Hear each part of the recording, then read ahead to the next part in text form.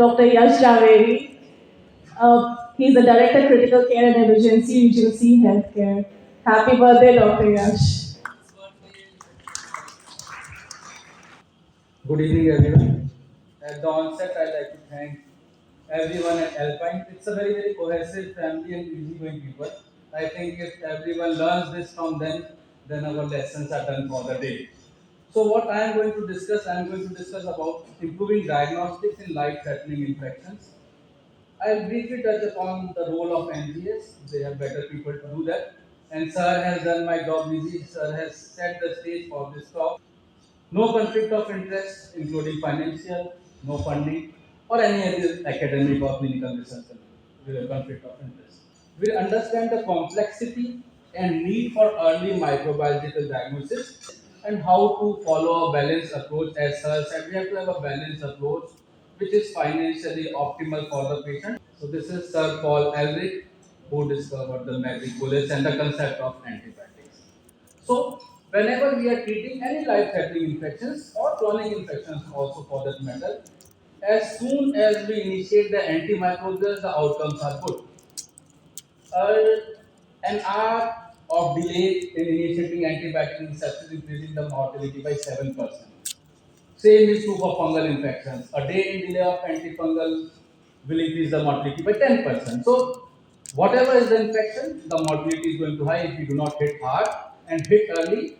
We cannot be giving a blanket cover for every patient. Some patients we might need to give a blanket cover, but again, as Sir pointed out, people are writing three is the very less we told. People are writing 5 antibiotics, and so this is the state of affairs.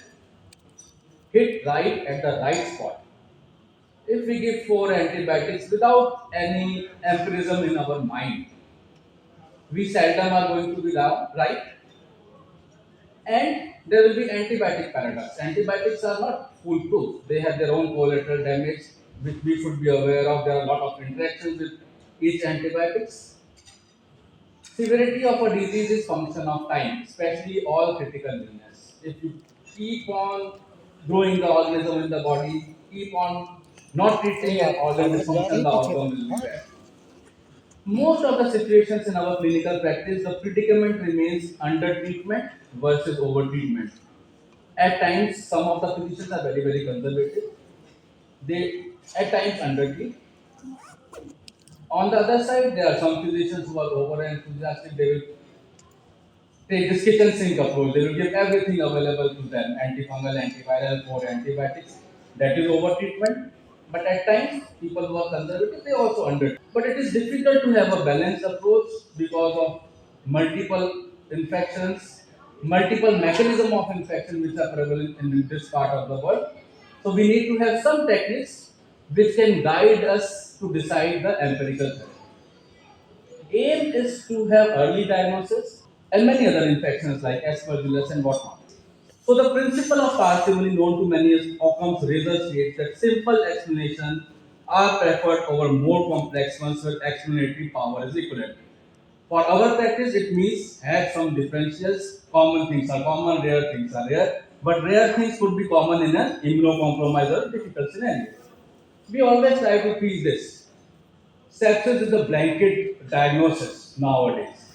Any patient who is deteriorating in hospital, people will label it as sepsis without any diagnosis of site of infection, whether without any diagnosis of physiological scales of organ dysfunction, and whether any microbiological samples are sent or not. So we should be following this map sepsis approach. We have published this in 2-3 journals. This was the first publication in International Journal of Pulmonary Infectious Disease.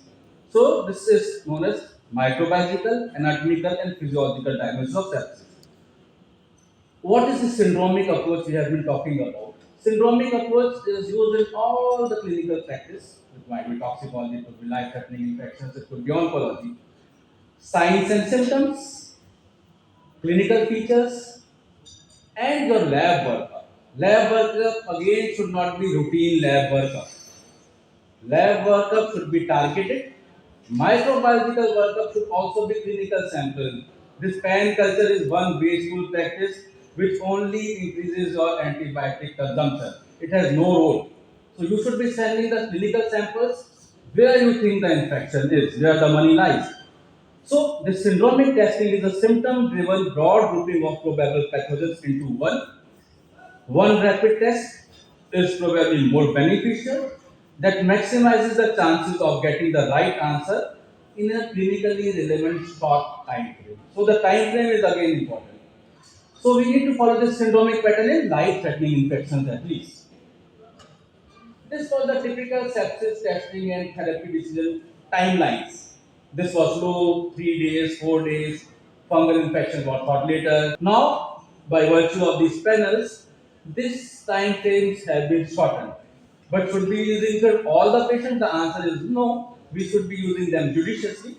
So instead of this traditional testing, one sample, multiple tests or the result take hours to days, then the patient deteriorates or improves his reports, then you think something out of the box, which could be the diagnosis, which could not be diagnosed. You send the cultures.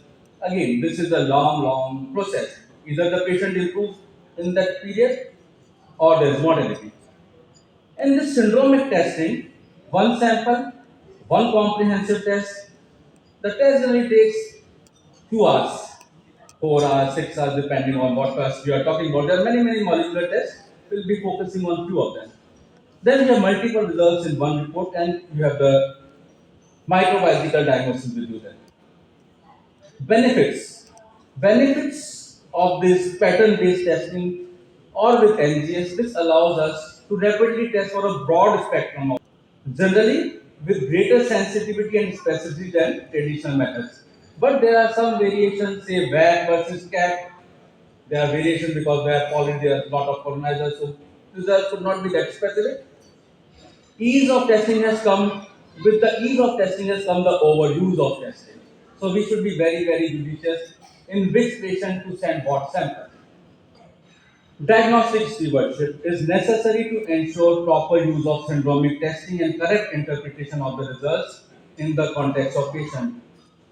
In such word, it would be common sense based medicine which people are missing in day-to-day practice. The benefits are many. Results are available within hours. Many infectious agents cannot be grown by standard culture like Mycoplasma, Bordetella, which leads to false negative results. And we think these infections are not prevalent in this part of the country or the world, but it is again wrong. Slow growers like Mycobacteria tuberculosis can take weeks to grow. Many clinical labs cannot afford to offer virological services or advanced molecular services. So these diagnostics cannot be there in each center. Real-time PCR technology to diagnose TB is relatively new but have proven useful to achieve a rapid diagnosis of slow-growing organisms and viruses. Valuable in various respiratory infections, aspergillus and pneumocystis in immunocompromised hosts. What is the requirement of healthcare facility? Not as a clinician, healthcare facility. We need to have antimicrobial stewardship by whatever means. Actionable results. Infection control, it can be helpful. You can cohort the patient. What happened with MRSA in USA? They followed a screening methodology on time of admission. They could isolate them in time and their MRSA rates came down. It should be affordable yet profitable. This is what you have to remember: affordable yet profitable, and it can be helpful in outbreak investigations, as was with COVID. We had this INSACOG, which was doing the genomic analysis in this part of the world. Early right antibiotic. If you give the early right antibiotic, the physiological perturbations because of endotoxemia, what happens?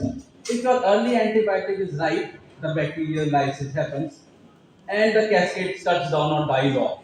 But if your early empirical antibiotic is not right, these bacteria keep on developing, their growth happens, and you have a larger endotoxin load to handle later on. Early clinical cultures, early empirical therapy. But early empirical therapy should not be based on only my judgment or my empiricism. It should be based on something, some clinical microbiological data. Empirical therapy should be right more often. But This has to be scientific. We all do it empirically. We have to have some science in doing this. However, these statements are easily said than done and followed.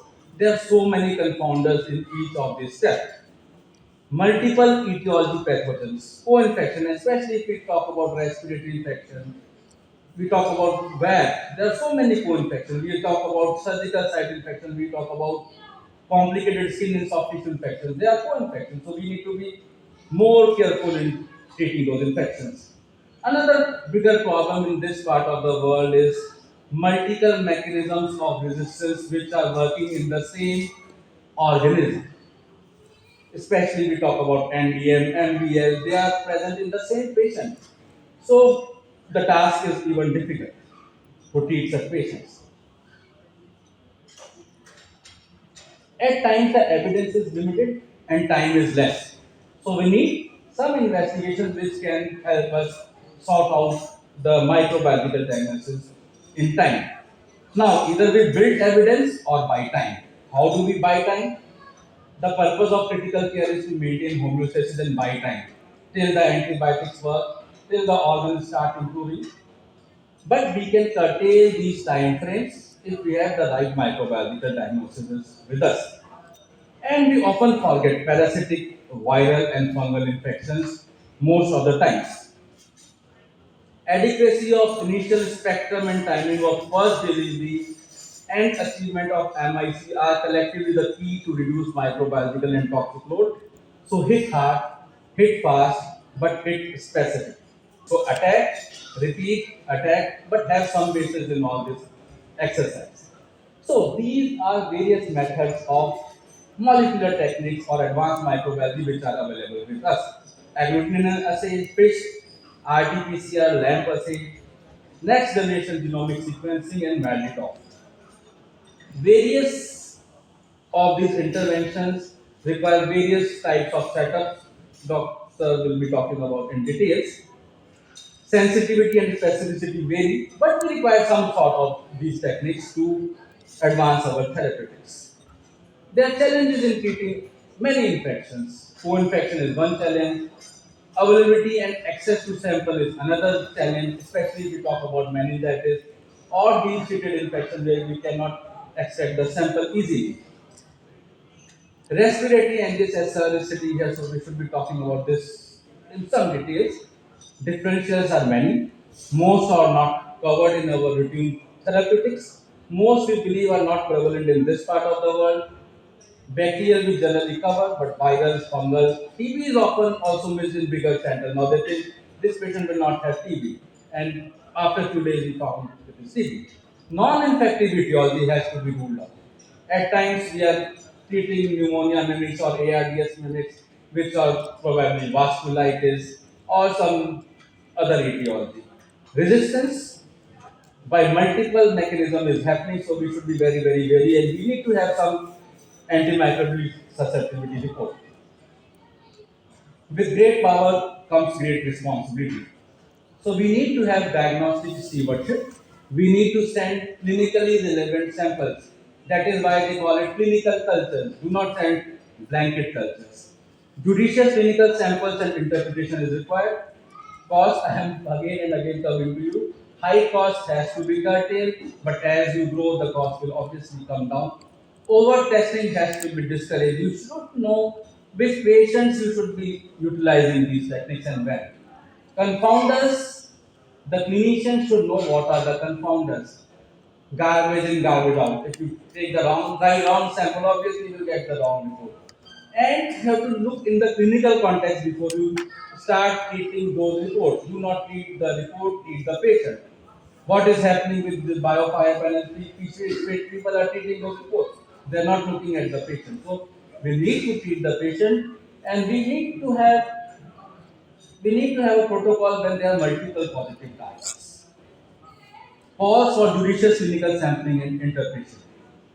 Who owns you? This is the biggest question which comes to our mind. Our genes own us. What are we? What our genes are. So we need to have genomic analysis of these organisms so that we know what are we dealing with. Last few slides about NGS in infectious disease. How will NGS help? In addition to identification of the pathogens faster and more precisely, these technologies and bioinformatics can provide new insight into disease transmission, virulence, and antimicrobial resistance. Pathogen genomic sequences into infectious disease surveillance with support from advanced molecular detection. More to for tuberculosis, various viruses like the INSACOG and the Worldwide Genomic Analysis Project for COVID was there. It took almost 30 years to decode our genomics, 1990 to 2003. But now the same can be done within 48 hours. So at the one side, they are going to decode the genomics of the patient, the microbe. At the other side, we are decoding the genomics of the humans. And it is not the microbial etiology which causes the disease. It is the interaction of the host and the infective etiology which causes the disease. Same infection as we saw in COVID will cause very mild illness in few, no illness in few, and at the other time some patients with a mortality. So this interaction is also very, very important in individualizing the treatment, in giving the precise treatment, in giving personalized treatment in medicine. So this NGS is a versatile technology broadly applicable to viruses, bacteria, fungi, parasites, animal vectors, and human hosts. Various methods are available for NGS. It depends on sequencing objectives. What is your load? What amount of sequence you want to sequence? And the trade-offs are accuracy, efficiency, and cost, which they will be talking about. In time, lab will be able to replace many traditional microbiological processes with a single workflow that accommodates a wide array of pathogens.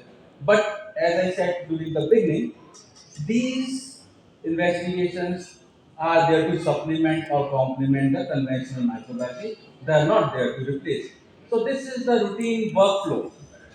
You have the sample with you, culture and isolation with conventional testing, whereas with NGS you do PCR amplification, assembly, identification, then you create a data bank of the sequence or genotype phenotype. You can treat infection, you can utilize this data for infection control and cohorting of the patient. You can utilize for outbreak investigation, you can utilize this data for epidemiological surveillance also. This is the workflow which we talked about. Public health also, it has huge implications. Integrating pathogen genomics with epidemiology is enhancing public health efforts to prevent transmission of communicable disease, notably tuberculosis. Genotyping TB isolates can corroborate transmission inferred from contact investigations or suggest connections among apparently unrelated cases, helping health departments to better focus their resources. NGS has the potential to yield information on likely antimicrobial drug susceptibility more quickly than conventional testing, enabling more specific and timely treatment. Applications in global health is also there, especially we saw with influenza surveillance system, COVID surveillance system, an open sequencing first approach. Open means the data is available to the whole world, open source. Diagnostic uncertainty in life-threatening situations, yes, we should be doing it. Severity of disease, especially in high-risk population, we have to have a trade-off for such diseases. If it is, I will come back to you again. If it is cost-effective, probably we will like to use in most of our patients who have life-threatening illness. Concluding my talk, NGS has its own pros and cons. No holy grails, they are corroborative evidence. We have to use them judiciously and interpret in the clinical context, thereby curtailing the resistance mechanisms. NGS can help in understanding the bacterial, viral, and fungal origin of the infection and also guide in identification of co-infections, thus improving treatment outcomes and also preparing us better. We see a similar patient next time, probably we will think, okay, this we saw last time, NGS report was this. Clinically, we thought this and we were right, so we will do without NGS this time. So this is my approach, and thank you for having me as a speaker.